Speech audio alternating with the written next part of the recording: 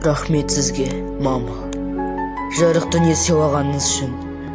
Түн ұйқыңызды төрт бөліп, мен жуады деп, бесігімді күзетіп ойлағаныңыз үшін. Рахмет сізге, мама.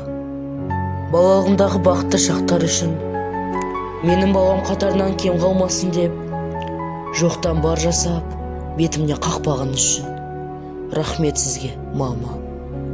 Қанаттыға қақтырмай, баптағаныңыз үшін, әр секунд сайын уайымдап мына мені жүрегіңізге сақтағаныңыз үшін. Рахмет сізге.